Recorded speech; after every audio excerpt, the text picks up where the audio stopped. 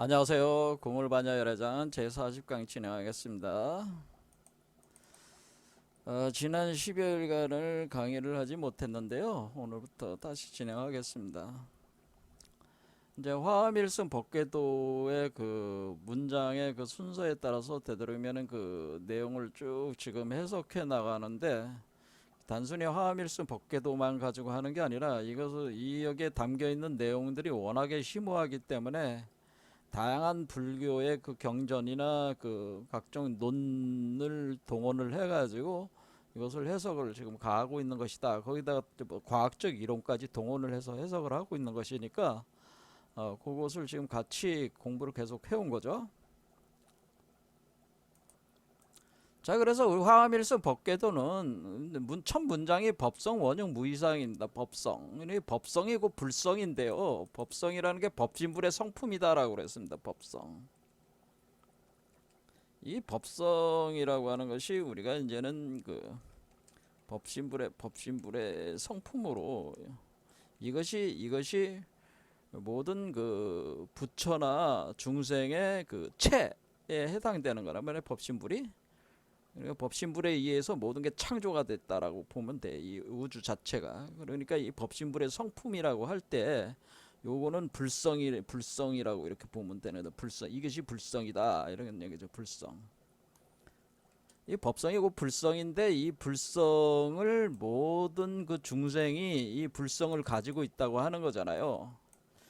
그럼 모든 중생이 그 불성을 이게 일체 중생 시류불성이라고 해가지고, 모든 중생이 가지고 있는 불성의 실체는 법신불의 성품을 가지고 있는데, 이 불성을 어떤 형태로 가지고 있냐면은 이게 열애장 형태로 가지고 있다고 하는 거죠.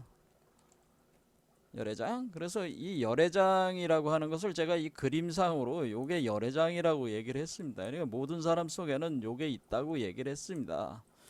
그럼 이 열애장을 그럼 우리가 부처가 된다고 하는 것은, 우리가 그 성불하는 거는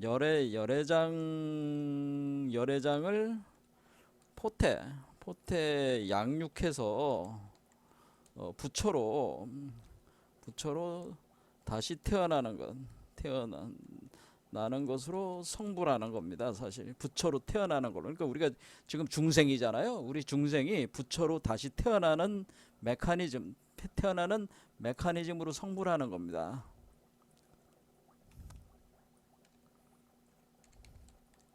으로 성불을 하는 겁니다. 그러니까 우리가 성불을 하려면은 반드시 열애장을 통해서 성불을 하는 것이지, 그 열애장을 통해서 성불을 하는 것은 그냥 많은 그 우리가 불교 공부를 하시는 분들이 뭐 마음 공부를 해가지고 이렇게 한다, 그거는 굉장히 추상적인 얘기고요.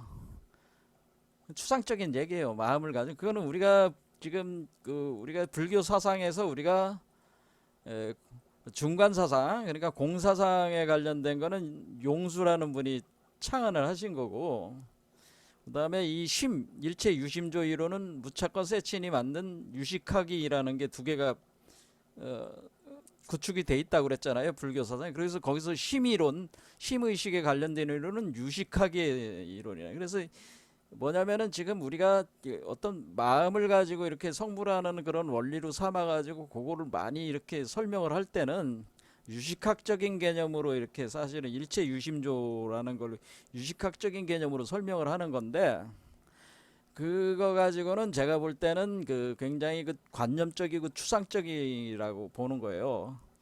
그게 아니고 뭐냐면, 우리가 성불을 할 수 있는 거는 우리 몸 안에 열애장이 있기 때문에 그렇습니다.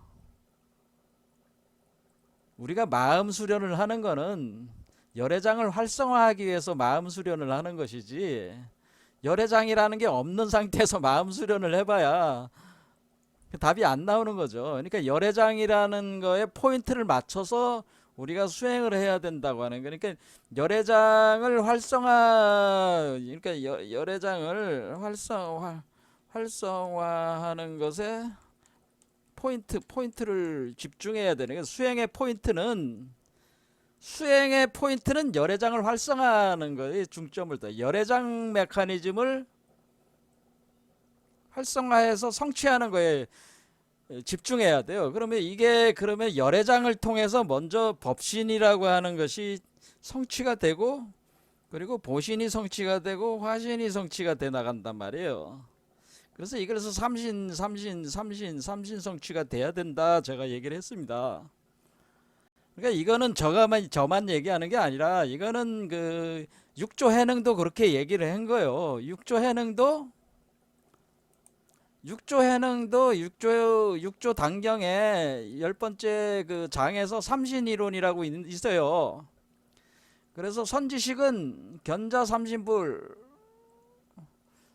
해가지고 뭐냐면은 선지식으로 하여금 삼신불을 보게 하라, 그런 뜻이에요. 그러니까 선지식이 뭐라네? 선지식은 그 불교 그 수행 공부를 하시는 분들 아닙니까? 이 선지식은 불교 수행 공부를 하시는 분들, 수행자들이란 말이에요. 뭐 수행자나 공부를 하시는 분들인데, 네? 이런 분들은 뭘 봐야 된다는 거야?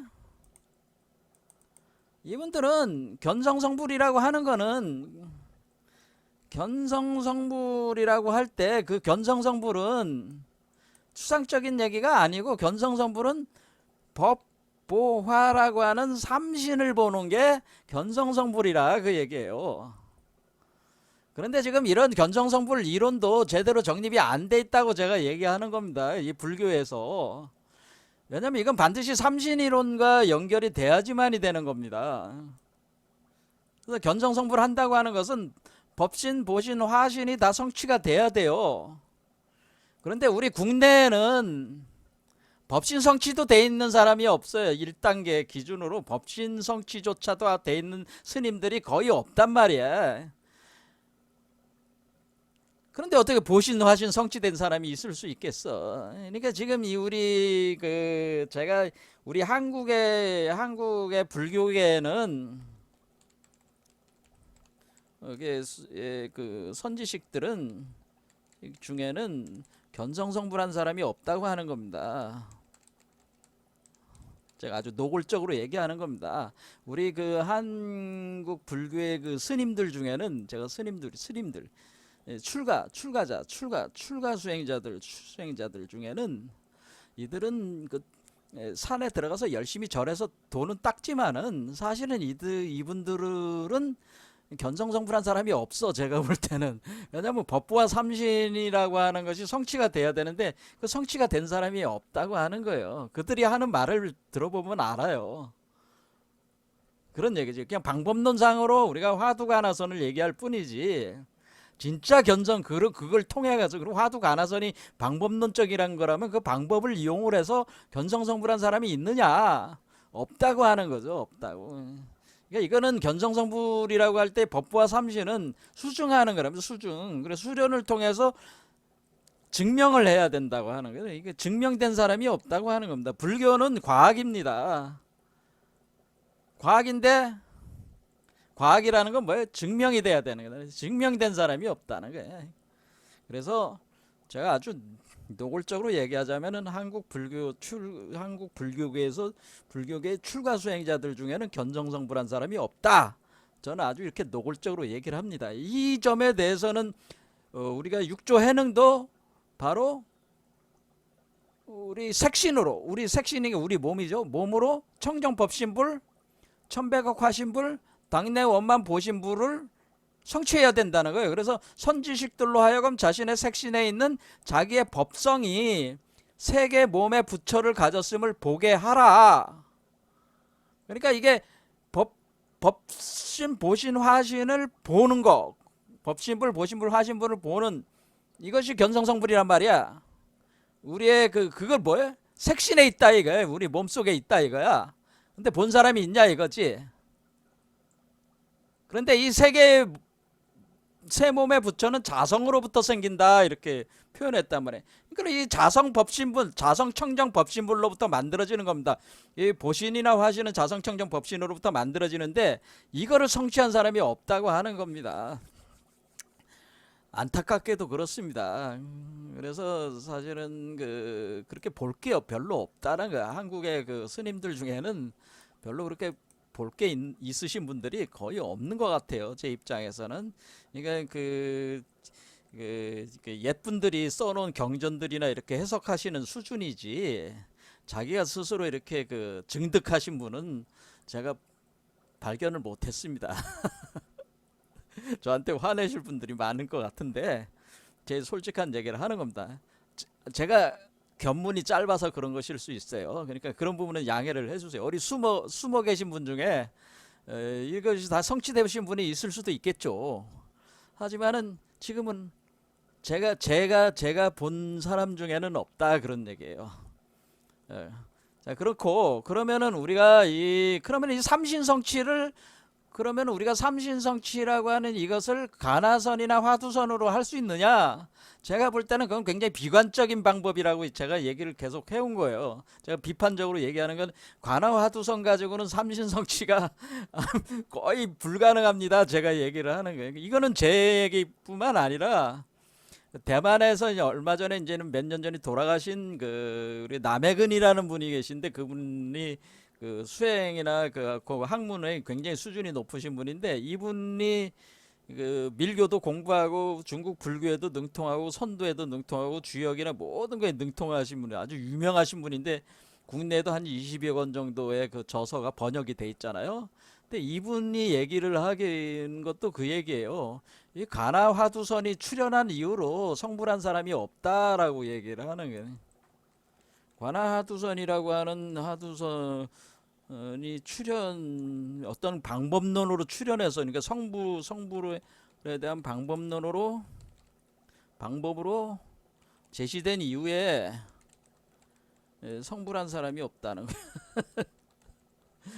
이렇게 아주 노골적으로 까는 거예요. 이 남해근이라는 분이 이런 주장을 했다. 남해근 이런 분이 있습니다. 검색을 해보세요.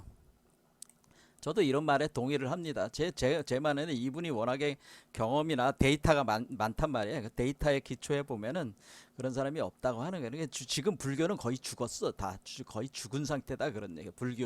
불교계가. 자, 그러면은 여기서 이제는 얘기를 하다 보니까 지금 엉뚱한 대로 이제 이렇게 갔지만은, 그러면은 이거를 우리가 성취를 하는 데는 수행법이라는 게 있는 건데, 물론 수행법이라고 하는 것이 우리가 이제는 제가 말씀드린 수행을 안 해도, 그러면은 수행을 안 해도 견성성불이 가능합니까? 묻는다면 수행을 안 해도 돼요. 그거는 아주 최상급 기자들이 할 수가 있어요. 그런데 그 중하급 기자들은 수행을 어느 정도 좀 하셔야 된다, 그런 얘기예요.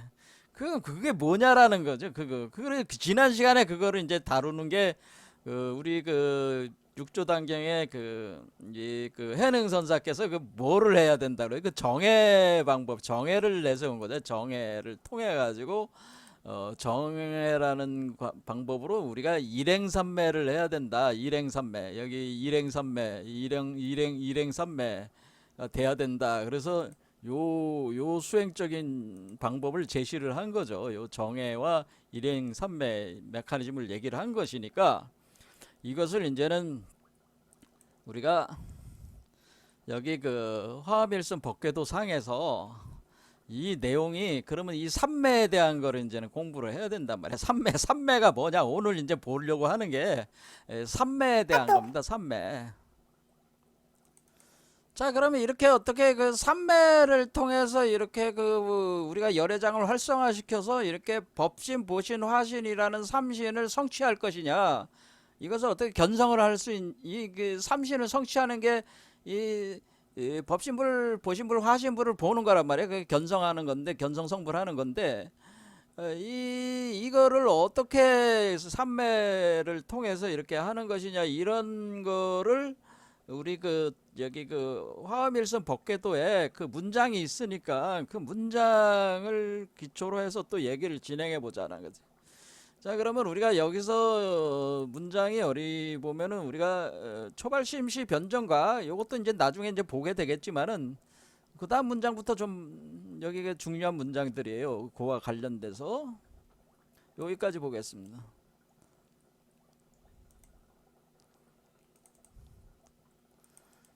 자, 우리가 그 지금 봤지만은 그 육조 해능께서는 일행산매를 얘기를 했습니다.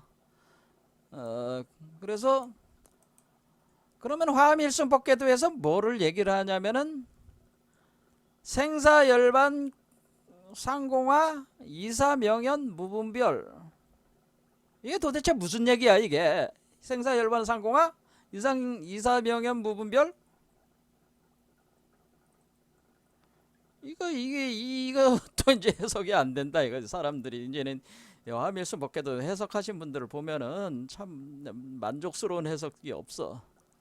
이걸 해석, 이거 여기부터 통해야 돼요 정확하게. 근데 일단 이거 넘어가겠습니다. 3매부터 보겠습니다. 그래서 십불보현 대인경, 그리고 십불보현 대인경이라는 게 왜 나왔냐, 왜 갑자기 보현 보살이 왜 여기서 출연을 하느냐, 이런 이유도 이제는 설명이 안 돼 있는 거야. 이 화엄일수 법계도서 해석하시는 분들이 왜 갑자기 십불보현이라는 말이 왜 튀어나왔어. 근데 왜 보살이라는 표현을 안 쓰고 왜 대인이라는 말을 이렇게 쓰냐, 이런 거지. 자, 넘어가겠습니다. 이것도 결국 해석을 하게 돼 있습니다.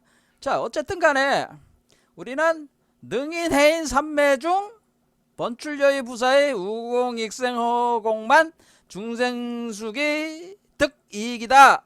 요게 이제는 관련되는.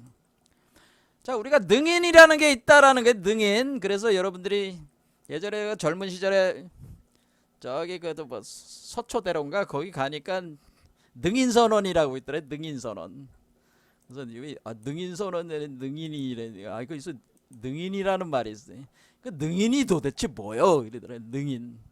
물론 여러 가지가 있을 수 있겠죠. 그렇지만 능인이라는 걸 추상적으로 보지 말고 구체적으로 뭐냐라는 걸 알아야 된다는 거지. 자, 일단은 덮어요. 설명하게 돼 있으니까. 자, 그래서 해인삼매라고 돼 있죠. 해인삼매 중이니까 해인삼매라는 말로 표현돼 있다는 거지. 그러니까 지금 뭐냐면은 그 육조 해능은 일행삼매를 얘기를 했고, 그렇죠? 그리고 그 화엄일순법계도에서는 해인삼매를 얘기를 한다는 거지. 같은 삼매잖아. 삼매인데 하나는 일행삼매고 하나는 해인삼매야. 그러니까 이 일행삼매 과정에서 해인삼매가 일행삼매와 해인삼매는 사실은 이 삼매 과정의 같은 과정에서 일어나는 현상이라는 걸 표현하고 있는 거예요. 그래서 사실은 이 육조 해능이라는 분도 굉장히 그 추상적이야. 이렇게 설명을 할 때도 보면은 이렇게 구체적이질 않고, 자, 이거 이제 추상적으로 말을 하고 있습니다. 하지만 해인삼매라는 게 있습니다. 해인삼매는 그 삼매 과정에서 해인이라는 게 출현을 하게 됩니다. 근데 그 번출여의 부사이한 때 우리가 그러면 이렇게 우리가 능인이 곧 해인이 돼가지고 그것이 삼매 중에서 번출 화려하게 출현한다는 거예요. 해인이. 그 능인이 원래 능인이라는 게 있는데 가능성의 인이잖아. 가능성의 씨앗인데 그것이 해인이 됐다 이거야. 근데 그것이 출현을 한다. 뭘로 출현한다? 해인이 여의주로 됐다 이거예요. 불가사의한 여의주가 됐다 그런 뜻입니다. 이거는 그러니까 우리가 이 얘기는 뭐냐면 능인이 해인이 되고 돼서 여의주가 된다라고 하는 거죠. 그러니까 능인이 곧 해인이 되는 것이며 그 해인이 곧 여의주라고 하는 것이다라고 하는 거거든요. 근데 이 여의주는 아주 불가사의한 것인데 그런 얘기죠. 여의주가 돼가지고 이 여의주라고 하는, 이게 여의주라는 말은 안 써 있지만은 여의라는 말만 있지만은 이게 여의주를 얘기하는 겁니다. 왜냐면 여의주는 동그라요. 동그란 구슬 같은 거니까 여의주, 구슬과 같아요. 예, 여의주가 됐어. 그런데 이게 해인이 곧 여의주라는 걸 얘기를 하는 겁니다. 그렇죠? 해인이 여의주구나. 그러면은 이것이 이 여의주의 기능이 뭐가 있냐? 이 여의주가 괜히 여의주가 나오는 게 아니고 이 여의주가 하는 역할이 있는데, 이 해인이 하는 역할이 있는데, 비의 보배로운 비를 내리는데 그 비 속에 보석 같은 것들이 보석의 비를 내린다는 거지. 보석의 비. 이거 감노라고 이렇게 생각하시면 감노의 비, 감노의 비, 감노의 비, 감노의 비가 쏟아져 내린다는 내린다. 내리면서 어떻게 되는 거야? 감노의 비가 쏟아져 내리면서 뭐예요? 그러니까 중생이죠. 중생에게 더해진다는 거죠. 중생에게 그러니까 이렇게 몸이 있으면 몸 위에 쏟아져 들어오니까 그 쏟아져 들어오는 게 더해지는 거, 플러스가 되는 거야. 감노의 비가 내리면 플러스가 되는 거야. 물이 플러스가 되는 거죠. 플러스 이게 이익이라는 거 뭐 이익이잖아. 이익 플러스가 돼가지고 플러스가 되면서 만허공한다는 만허공. 그러니까 뭐를 만허공이라는 게 허공이 뭐라 그랬어요? 허공은 이 바깥에 있는 허공을 얘기하는 게 아니고요. 이 바깥에 있는 세상에 있는 허공을 얘기하는 게 아니라 이 허공이 뭐라고 그러는 거야? 여기 이 여러분 몸 안에 허공이 있다고 그랬잖아요. 블랙홀, 웜홀, 화이트홀이 허공이잖아요. 여기 안으로 쏟아져 들어온다는 거야. 무슨 말씀인지 아실지 알겠죠? 여러분 몸 안에 이 얘기는 그냥 중생의 몸 안에 뭐야? 몸안 그 허공을 가득 채운다는 거죠. 만이니까 가득 채우면서 쏟아져 들어온다는 거죠. 감노의 비가 쏟아져 들어와. 이렇게 하는 겁니다. 그렇게 쏟아져 들어오는 이거를 뭐라 그러냐면 이거를 감노의 비가 쏟아져 내린다는 거를 우리가 관정한다고 하는 겁니다. 관정. 그러니까 이 관이라고 하는 건 물뗄 관자예요. 물을 갖다가 이렇게 물을 갖다가 쏟아붓는 거, 바가지로 쏟아붓는 거. 정수리에다가 그러니까 머리 정수리에다가 바가지를 물 쏟아붓듯이 쏟아져 부는 거예요. 그러면 우리 몸속으로 쫙 들어온다는 거야. 이게 들어오면은 그 중생의 그릇에 따라 가지고 중생들은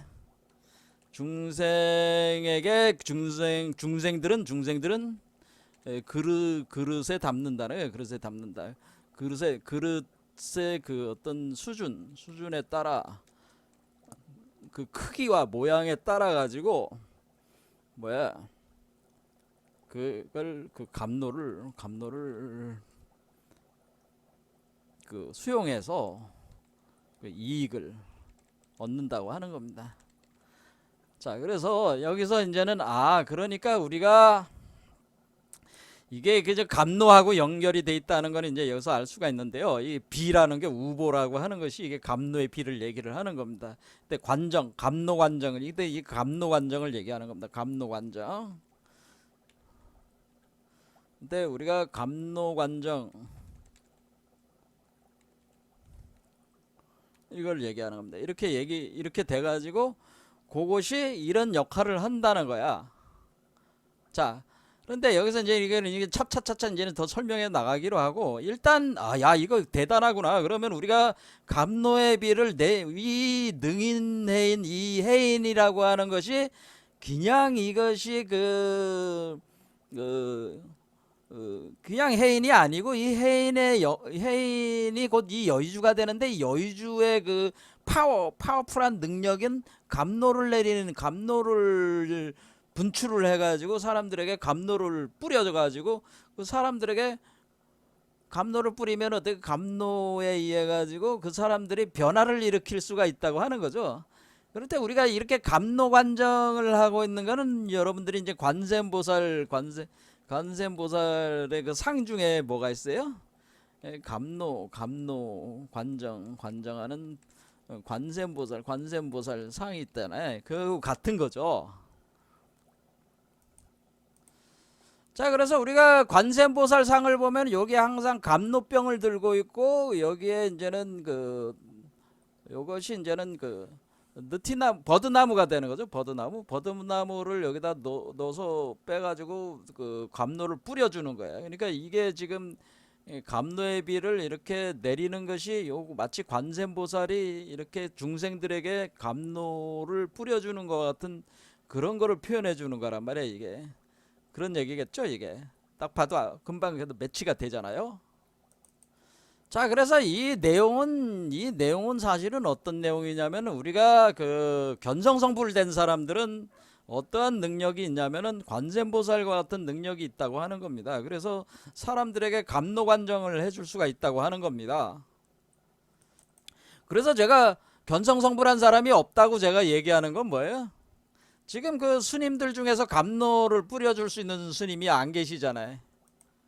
아니, 노골적으로 얘기하자면 이게 말로 떠버리지 말고, 예? 그 쓰잘데없는 얘기하지 말고 감로를 뿌려줄 수 있는 스님들이 있는가? 이 감로를 뿌려줄 수 있는 스님들이 있습니까? 없잖아요.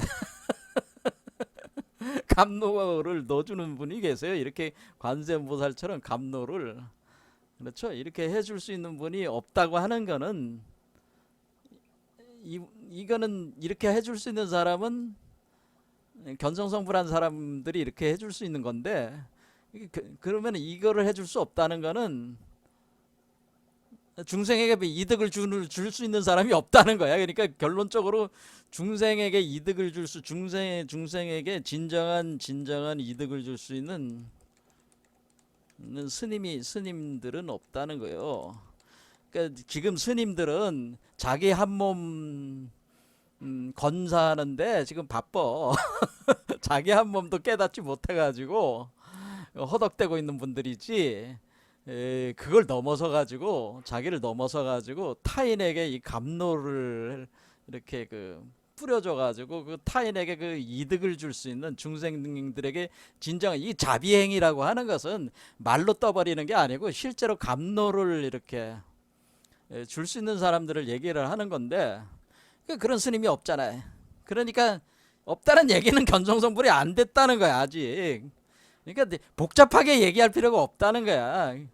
수중이 안 돼 있는 거야. 그러니까 감로관정을 할 수 있는 능력이 없다고 하는 것은 견성성불이 안 됐다고 하는 것이고, 견성성불이 안 된 사람들이 무슨 견성성불을 했다고 그렇게 하면은 그거는 사기꾼이 된다는 거지. 그러니까 거의 다 견성성불 했다고 하는 사람들은 거의 다 사기꾼이다. 제가 볼 땐 사기꾼이다, 그렇게 볼 수밖에 없다고 하는 겁니다. 그러니까 우리가 인정할 건 인정을 확실하게 하고 가야 된다고 하는 거예요. 없는 건 없는 거잖아, 분명히. 그렇지 않아요? 안 되는 걸 된다고 안 되는 걸 자기는 된다고, 자기는 견성성불했다고 그렇게 한마디로 떠들어 대봐야 그거는 뭐야? 그거는 뭐 사기꾼이지. 그렇지 않겠습니까? 자, 그러니까 우리는 그 스님들이 더 노력을 많이 하셔야 된다는 거야. 지금 이렇게 하실 수 있는 분이 없잖아요. 그래서 공부를 더 많이들 하시고 수행을 많이들 하셔가지고 돌파를 해야 되는 거지. 자, 그러면 우리가 여기서는 뭐냐면은, 핵심은 뭐냐면 능인해인 삼매중이라는 표현은, 능인해인 삼매중. 자, 그리고 우리는 해인삼매라는 표현이 있다고 하는 거예요. 해인삼매라고 할 때, 이 해인삼매의 요 삼매, 일행삼매, 삼매라고 하는 그 상태. 그러니까 우리가 이 삼매라는 상태가 에 대해서 우리가 이해를 해야 된다는, 이게 뭐냐라는 걸 이해를 해야 된다고 하는 거죠. 자, 그럼 우리는 삼매라는 얘기가 나왔어요. 삼매를 이제 공부를 하는 겁니다. 그러니까 지난 시간에는 지관이라는 말과 정해라는 말을 이제는 같이 공부를 했는데, 이거와 삼매가 어떠한 개념에서 매칭이 되는 거냐, 이걸 이제는 봐야 되는 거죠. 자, 그래서 우리가 삼매는 일행삼매, 해인삼매, 여한삼매, 삼매는 뭐 종류가 많이 있죠. 그런데 대표적으로 한 뭐 3개 정도만 보면, 일행삼매라는 말 자체는 이게 그 육조해능께서 이게 쓰신 말이니까 일행삼매는 그냥 보기로 하고, 해인삼매, 여한삼매 할 때 우리가 삼매라는 말이 계속 나오죠. 삼매. 삼매가 뭡니까? 삼매. 이 삼매라는 말을 이렇게 쓸 때 이제 세 개잖아요. 세 개 삼매인데, 이 매자가 매자는 그 어두울 매자입니다. 그런데 어두운데 어떤 어둠이냐면은 그 새벽의 어둠. 그러니까 요 매자는 새벽의 어둠을 뜻하는. 새벽에 여러분들이 새벽 매자야. 그래서 새벽이란 뜻이에요. 새벽. 어둠은 어둠인데 새벽의 어둠. 그러니까 새벽의 어둠과 같은데, 이제 석가모니께서 이렇게 득도를 하실 때 어떻게 하셨냐면은, 석가모니께서는 득도를 그 6년 동안 이제 고행을 해가지고 답이 안 나왔어요. 그래가지고 그 석가모니께서는 욕계, 색계, 무색계를 다 그 건너뛰어 올라가면서 수행을 해가지고 최고의 그 무색계의 최고의 경지인 비상비비상처의 그 단계까지 선정에 들어서 사선팔정이라고 해가지고 맨 마지막에 그 비상비비상처까지 이제는 그 의식의 상태가 도달을 했습니다. 도달을 했지만은 답을 얻을 수가 없었고, 그리고 온갖 그 고행을 통해서도 자기가 그 추구하는 그 답을 얻을 수가 없었는데, 없어가지고 이제는 이 방법이 우리가 이렇게 그 깊은 명상, 깊은 선정이나 깊은 그 명상 상태라든가 어떤 그 자기 몸을 고통을 주는 방식으로 이렇게 그러니까 여러분들이 선정에 들면은 선정의 희열이 있습니다. 그래서 거기가 너무 그 선정 상태 들어가면은 굉장히 그 깊은 쾌락이 또 오기 때문에 나오고 싶지가 않아요. 그러니까 그 선정의 맛이 있죠. 맛이 있다 보니까 나오고 싶지 않단 말이야. 너무 좋고 편하고. 그런데 그와 같은 맛 상태로도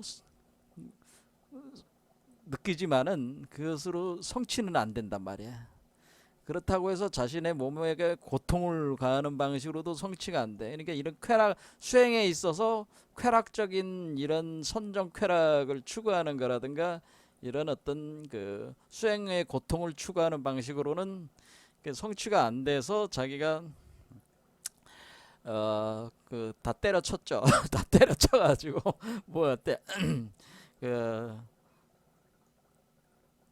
일어서 가지고 야 이거 답이 없는 것 같다 해가지고 이제는 그 오는 중에 뭐야 그 어떤 처녀가 준 그 여자 아이죠. 여자 아이를 처녀가 준 그 우유죽을 먹었죠. 우유죽을 먹고 우유죽을 먹고 보리수 아래에 정자를 했습니다.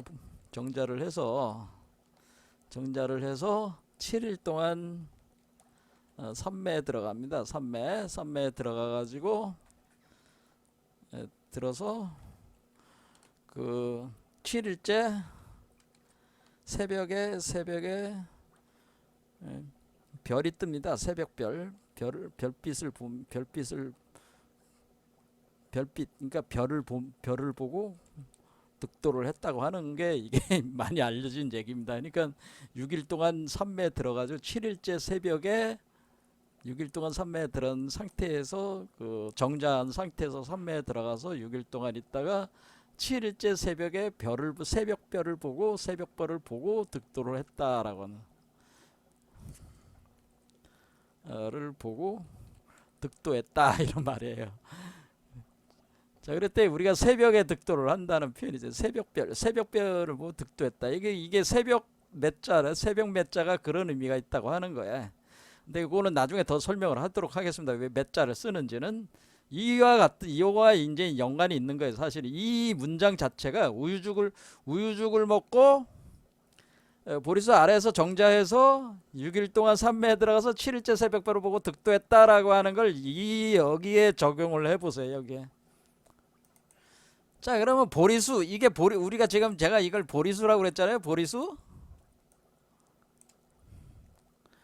자, 그래 이게 보리수에 앉아가지고 6일 동안 하니까 6개 갔잖아요. 그 다음에 7번째 차크라에 들어와서 여기에 온 새벽별을 보고 득도를 했는데 우유죽을 먹었어. 우유는 누구의 젖이에요? 소의 젖을 먹자. 소. 그래서 여러분들이 시부도 보면은 그 소가 나오잖아요. 그렇죠? 그렇죠? 소.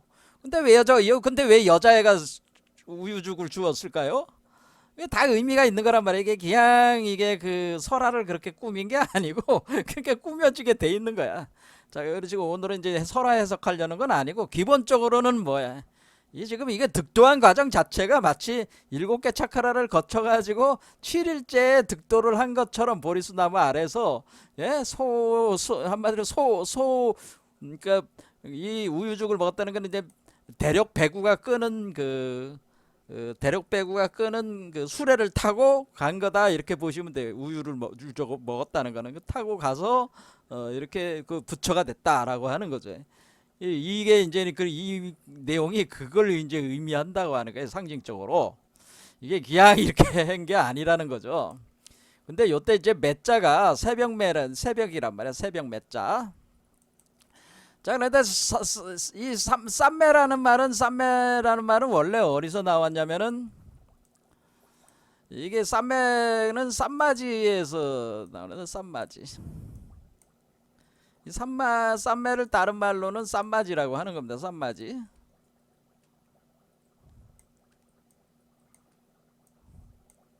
쌈마지. 그러니까 쌈매에 들었다는 건 쌈매를 다른 말로 하면 쌈마지다. 그렇게 생각하시면 되는 거예요. 꼭 그렇지는 않지만 그렇다. 대강 다 그렇다라고 이해를 하시면 돼. 쌈마지란 말이에요. 쌈마지. 그 쌈마지를 줄이면 쌈매야. 그런데 이 쌈마지가 뭐야? 이게 이 3이라는 게 뭐냐면은 3이라는 거는 요게 지금 좌우 가운데 맥이 3이에요. 3. 자, 그러면 이게 여기 우리가 이게 기맥이 있단 말이야. 기맥이. 그럼 이거는 삥갈라나디라고 그래. 삥갈라나디. 나디라는 게 맥이란 말이야. 맥. 삥갈라 맥. 이거는 저쪽에서 뭐 오른쪽 맥이죠. 그다음에 여기는 뭐가 되는 거야? 이거는 요거는 이다나디 요거는 이다나디 나디라는 건 맥이라고 그랬습니다. 나디. 그 다음에 요 중간에 올라가고 있는 것이 이 중간에 이렇게 올라간 요 가운데 중맥을 가리켜서 슈슘나나디라고 그래서 슈슘나나디. 자꾸 이게 뭐 해보려면 이게 자꾸 따라오네요. 슈슘나나디.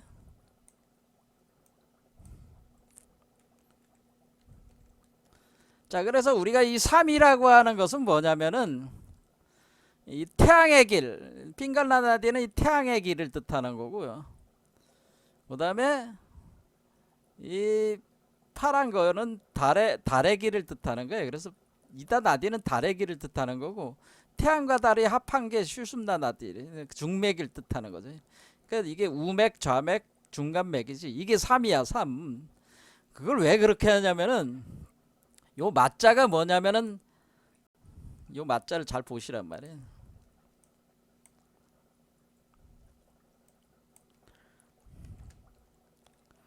요 맞자가 갈맞자잖아요. 갈맞자를 잘 보면은 여기 안에 요게 수풀림이잖아. 수풀림 임이잖아. 임. 보리수가 제가 뭐라 그랬어요? 두 개의 나무가 된 거라 그랬잖아요. 이 보리수가. 그렇죠? 그러니까 이 보리수의 오른쪽 이렇게 올라가는 게 핑갈라 나디고, 이다 나디가 왼쪽 올라가는 게 이다 나디고, 요 가운데 비어 있는 요게 슈순나 나디가 되는 거 아니에요. 그러니까 여기 나무로 이렇게 표현한 거잖아요. 그렇죠? 나무. 여기 나무 두 개가 있는 거잖아요. 이렇게 수풀림으로 한 거잖아요. 이렇게 한 거란 말이에요. 그 다음에 요것이 이제는 어떻게 된 거냐면, 근데 왜 여기 손 숫자가 왔냐? 손 숫자가 온 거는 이제는 이게 상징인데, 이제 여러분들이 이제는 이것까지 하면 이제 복잡해지니까 좀 그렇긴 하지만은, 요걸 뜻하는 요거는 이 손이라고 하는 거는 뭐냐면은 이걸 의미하기도 하는데, 여기 보면 이 손을 보면은 1, 2, 3, 4, 5, 6, 7. 그러니까 요 손 자체로 7차크라를 표현할 수가 있어요. 그리고 요 가운데가 공이야, 공. 가운데 공. 그러니까 이게 요 손이라는 것 자체가 이 손이라는 것 자체가 7차크라를 요 손이 뭘 표현하는 거예요? 7차크라를 이렇게 가는 거를 이 손이 표현해 주는 거다, 그런 얘기입니다. 이해가 되시죠? 자, 그러니까 우리가 이 마자 자체는 갈마자에 갈마라고 하는 것은 간다는 건 뭐야? 간다는 건 마차는 우리가 그걸 뭐라 그래야 되겠다. 마찰한다는 때는 뭘 칼을 간다 뭐 그런 칼을 갈 때 칼을 어려야 돼. 칼을 가는 그게 돌에다가 마찰시키잖아요. 이렇게 마찰시킨다는 뜻이야 이게. 마찰시킨다. 이게 우리가 우리가 마찰시킵니다 할 때 이게 요 말대로 이렇게 마찰이라는 말을 그러니까 마찰이라는 게 서로 부벼된다는 뜻이죠. 부벼된다. 비벼된다는 비벼된다. 서로 비벼대는 게 이게 마찰. 자, 그럼 우리가 여기가 지금 이 두 개가 꼬여 올라가는 게 뭐예요? 마치 남자 여자가 섹스하듯이 비벼대는 거잖아요. 마찰 일으키는 거잖아요. 그러니까 이 쌈마지가 뭐예요? 이 가운데 중맥을 기준으로 해가지고 이 두 개가 태양의 길과 달의 길이 서로 꼬이면서 마찰을 일으키면서 올라가는 거를 요거를 쌈마지, 요거 7개 차크라 하나하나가 이제는 하나의 땅이라고 보면 지라고 보면은 그렇죠? 버릇지라고 보면은 이것은 보통 이제 중궁토라고 한단 말이에요. 중궁토, 여기 중궁토. 그래서 이거 지 이렇게 보는데 그러니까 지금 이 쌈마지가 결국 뭐라는 거예요? 쌈마지가 이 운동을 뜻하는 거라는 거죠. 쌈마지라고 하는 것은 쌈마지가 뭡니까? 쌈마지는 삼맥칠륜 운동을 뜻하는.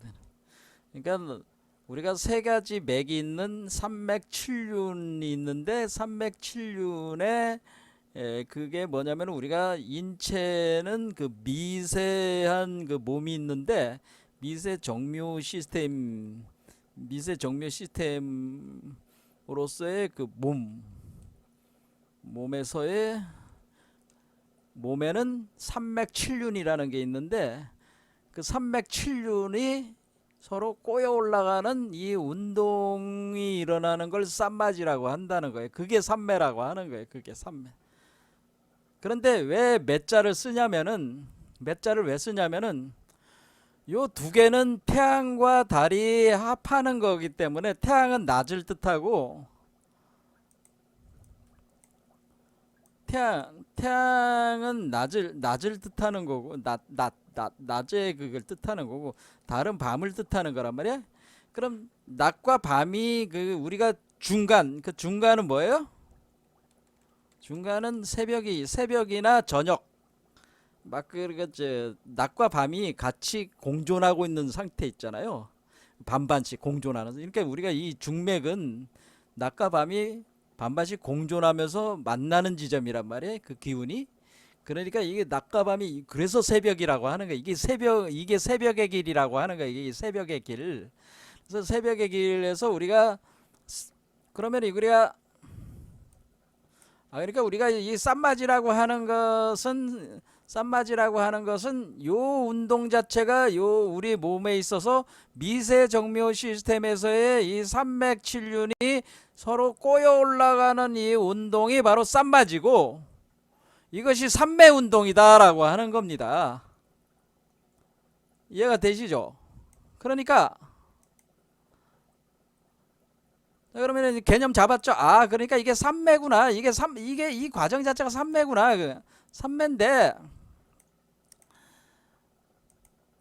그러니까 요 자체가 삼매죠. 삼매인데 제가 뭐라 그랬어요? 이 아래 단계에서는 우리가 그 수행 과정에서 그러니까 지난 시간에 말씀드렸지만 지관 쌍행이라고 그래서 지관 수행 지관이라고 하는 것은 어떻게 여기 차크라에 멈춰가지고 관에서 여기다가 등불을 붙이는 행위가 이 지관이라고 그랬잖아요. 그 다음에 정해라는 거는 불이 다 붙여져 가지고 여기 위에 단계는 정해가 이제 들어온다는 거지. 점점 그 심화된다고 하는 거죠. 그러니까 지관에서 정예로 이렇게 수준이 높아진단 말이에요. 그 삼매, 그러니까 우리가 이 지관이나 정예는 이 삼매 운동에 있어서의 우리가 삼매 운동을 일으키려면은 뭐를 해야 되냐면 이 중맥을 갖다가 이 봉인돼 있단 말이에요. 원래 중맥 그 슈슌나 나디는 원래 봉인돼 있는데 이걸 풀어야 돼. 봉인을 해제를 해야 돼. 해제를 하려면은 여러분들이 방관내조를 해야 된다고 그래서 방관내조.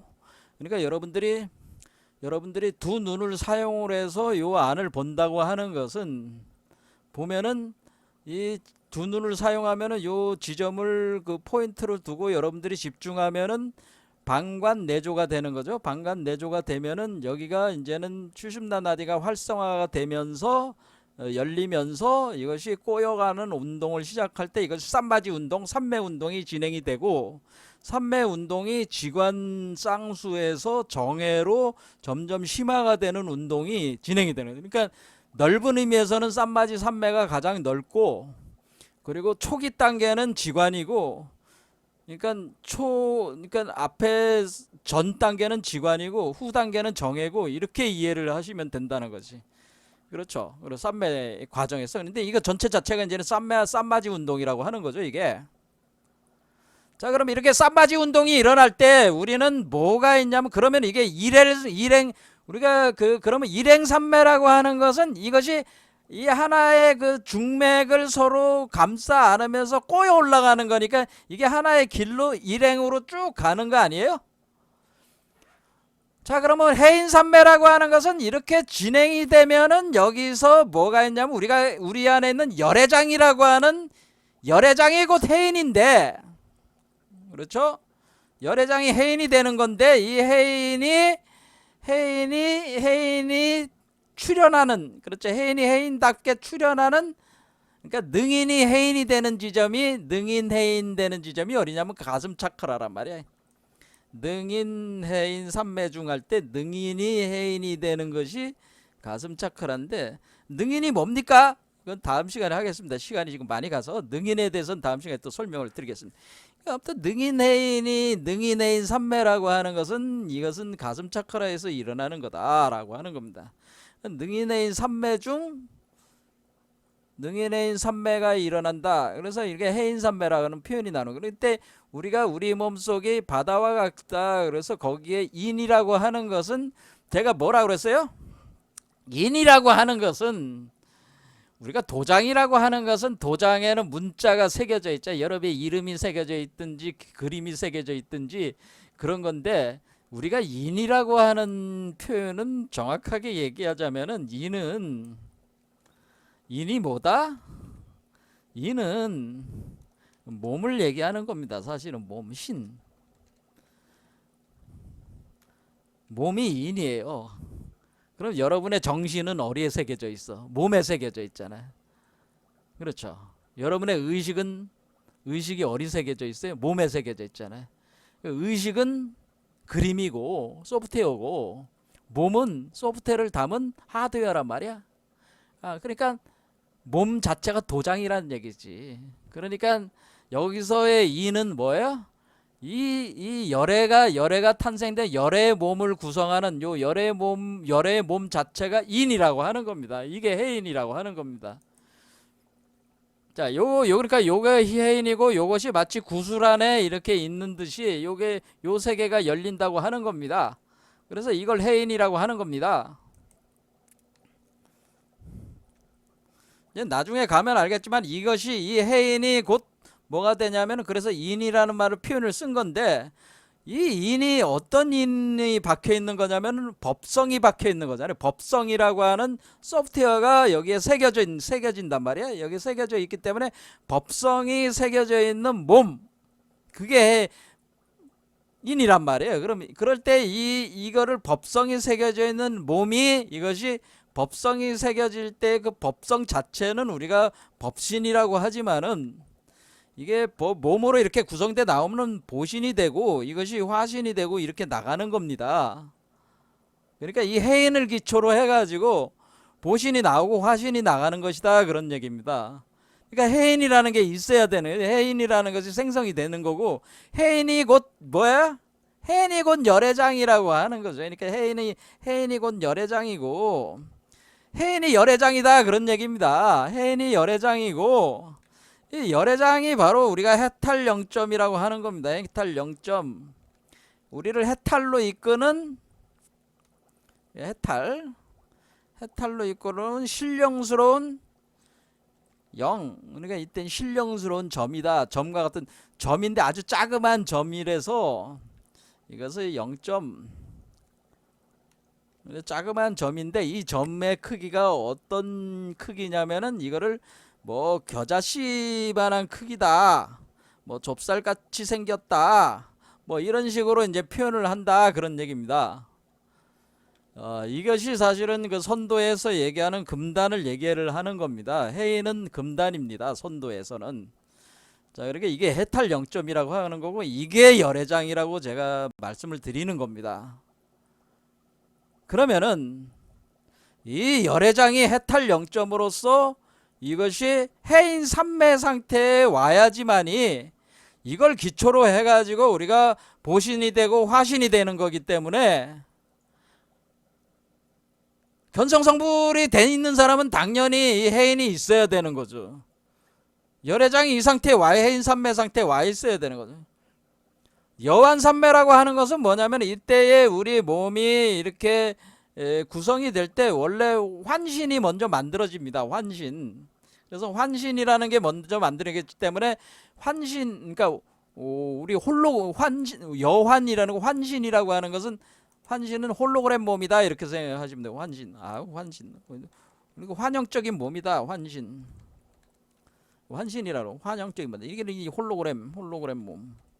홀로그램 몸이 만들어집니다. 먼저. 그리고 이걸 기초로 해가지고 우리가 그 법신불이 구성이 되고, 환신이 된 뒤에 법신불이 그러니까 환신 다음에 그다음에 법신이 만들어지고, 그리고 보신이 만들어지고, 그다음에 화신이 이렇게 만들어져 나가는 겁니다. 쭉. 그러니까 환신에 대해서 알아야지겠다는 거예요. 그러니까 여한삼매라는 게 이 환신이 만들어질 때의 삼매 상태, 삼마지 상태를 얘기를 하는 겁니다. 그러니까 해인삼매가 일어나기 전에 여한삼매가 있었어야 되는 거죠. 그렇게 되는 거죠, 개념상으로. 그러니까 우리는 이 환신이 법신이 되고 보신이 되고 환신이 되는 이 세밀한 메커니즘을 이해하고 있어야지 요거를 할 수가 있는 거죠. 하는데 지금 우리가 수행에서 그 기초가 되는 아주 핵심적인 요소는, 수행의 중심은 뭐예요 지금? 쌈마지죠. 쌈매. 그러니까 지금 우리는 수행하는 데 있어서 우리는 산맥출륜 운동 메커니즘, 우리가 미세 정묘, 인체에 있어서 미세 정묘 시스템을 우리가 운행을 해야지만이 이것이 성취가 되는 것이다 그런 얘기예요.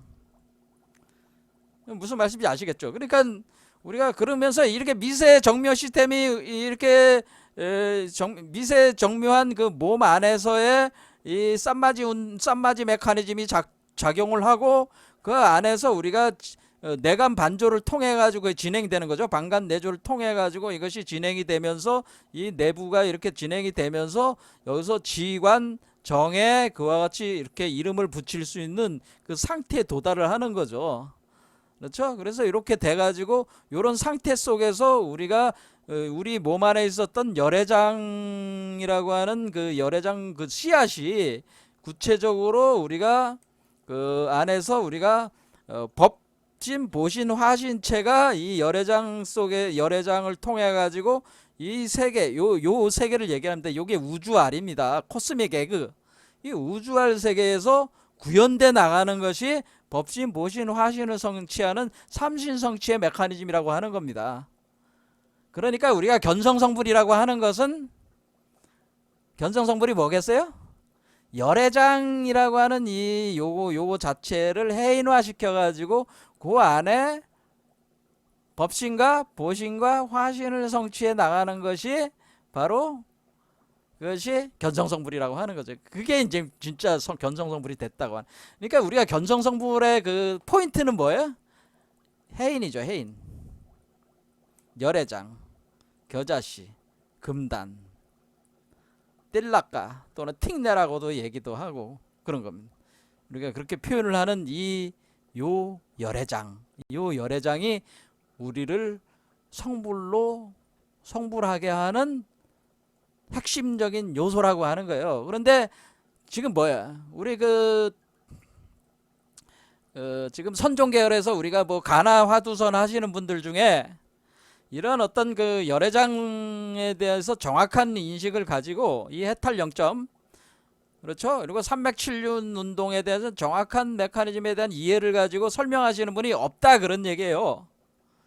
맨날 앉아서 가나 하두선 그거 해봐야 제가 볼 때 그건 아니다라고 하는 겁니다. 제가 그런 방식으로 되는 게 아니다. 근데 왜 그걸 하고 있느냐? 그거 하는 이유가 있어요.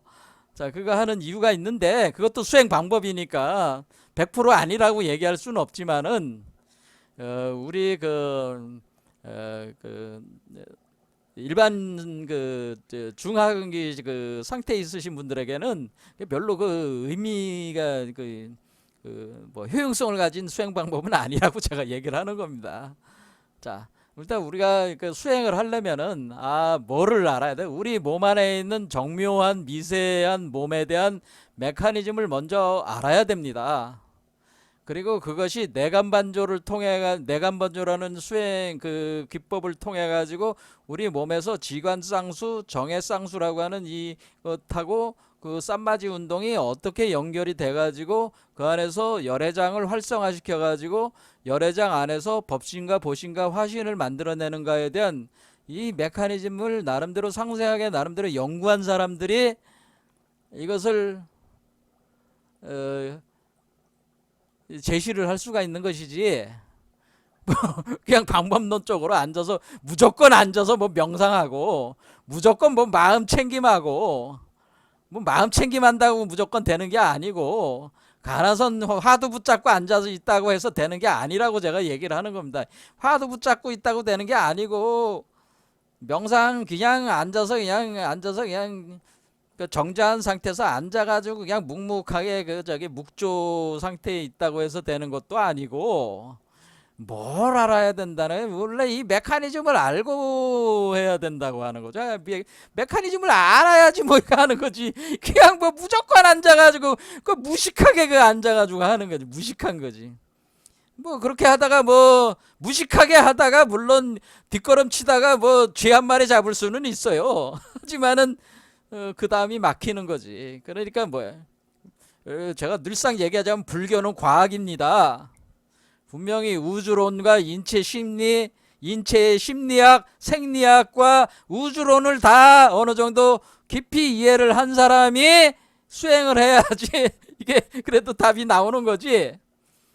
그 석가모니는 그걸 다 공부를 하신 분이란 말이에요. 그걸 다 가르쳤는데 사람들이 못 알아들었을 뿐이다, 그런 얘기입니다. 자, 그런 얘기죠. 그러니까 여러분들이 뭐 이렇게 뭐 선조의 화두를 붙잡고 하라고 그런다 해서 무조건 따라가지 마시고 스스로 교학에도 굉장히 깊은 그 지식과 그 공부가 있어야 된다고 제가 말씀드리고 싶은 겁니다. 자, 마지막으로 이제는 우리가 방관내조라고 하는 것은 우리가 눈을 사용하는 방법으로 하는 겁니다. 그렇죠. 눈을 사용을 해가지고 우리가 내부를 보는 거잖아요. 내부에 집중하는 건데, 근데 우리가 수행법 중에서 가장 뛰어난 수행법을 능엄경에서 뭐라고 그러냐면은 눈과 귀를 사용을 하는데 우리가 이군 원통이라고 해가지고 우리가 소리, 그러니까 우리가 눈이라는 것은 빛을 사용하는 거죠. 빛을 소리냐, 빛과 소리 중에 어떠한 것을 포인트로 잡아서 수행을 하느냐, 더 효과가 있느냐, 이렇게 얘기할 때 능엄경에서는 소리를 통한 수행을 해라, 그걸 더 권장을 합니다. 그래서 빛을 통한 우리가 안근이죠. 눈을 통한 수행은 공덕이 800이고 소리를 통한 수행은 공덕이 1200이라 소리를 가지고 하는 수행이 훨씬 우수하다. 그래서 뭘 제안을 많이 하냐면 진원 수행을 위주로 해라, 그런 제안을 합니다. 능엄경에서는. 그래서 관세음보살의 이근 원통 수행이 최고 수행법이다. 그러니까 눈이 아니라 소리, 진원, 나란히, 그죠? 만트라 수행을 하는 것이 가장 좋다. 그런 주장들이 있습니다. 저도 그렇게 생각을 합니다. 이런 부분들은 다음 시간에 또 해보도록 하겠습니다. 오늘 여기까지 하겠습니다. 감사합니다.